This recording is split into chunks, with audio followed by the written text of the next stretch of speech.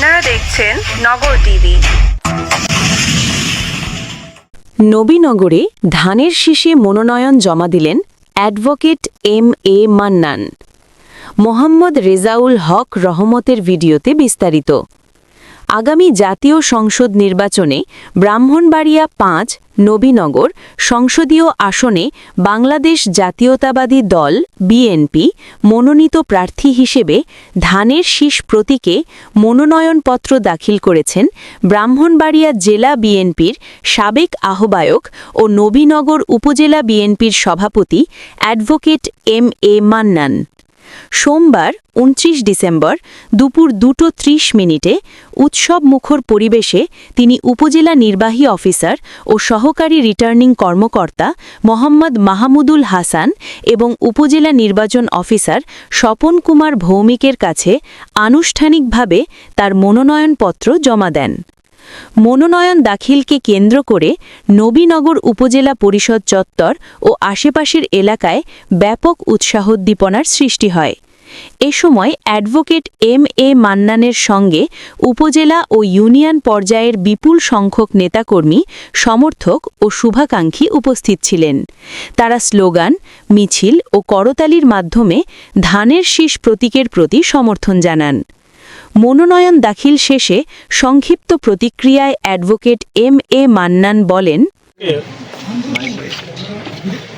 আগামী ফেব্রুয়ারি মাসে যে ত্রয়োদশ জাতীয় সংসদ নির্বাচন হবে, সেই নির্বাচনে আমি বিএনপি থেকে মনোনয়ন প্রার্থী। সেই হিসেবে আজকে আমি আমার নমিনেশন ফর্ম জমা দিয়েছি। আমি প্রথমেই আমার কৃতজ্ঞতা জানাই আমার প্রিয় নেতা জনাব তারেক রহমানের প্রতি। আমি কৃতজ্ঞতা জানাই আমার প্রিয় নেত্রী দেশনেত্রী বেগম খালেদা জিয়ার প্রতি। আমি কৃতজ্ঞতা জানাই আমার দলের প্রতি, আমাকে যে মনোনয়ন দিয়েছে সেজন্য।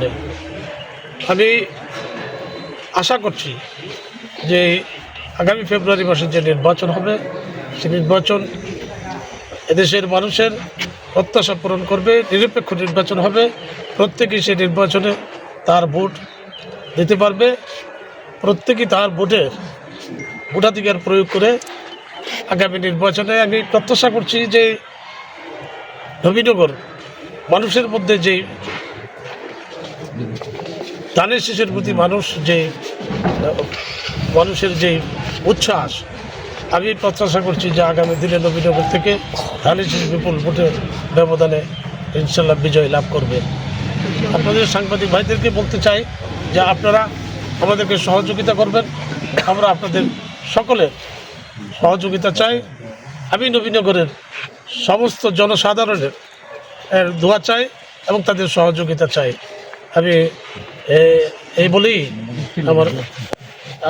আমার নেত্রী দেশনেত্রী বেগম খালেদা জিয়া অসুস্থ, উনি এবারকের হাসপাতালে ভর্তি আছেন। ওনার জন্য আপনারা দোয়া করবেন এবং আমার প্রিয় নেতা জনাব তারেক রহমান দীর্ঘদিন পর দেশে ফিরে এসেছেন, ওনার জন্য আপনারা দোয়া করবেন।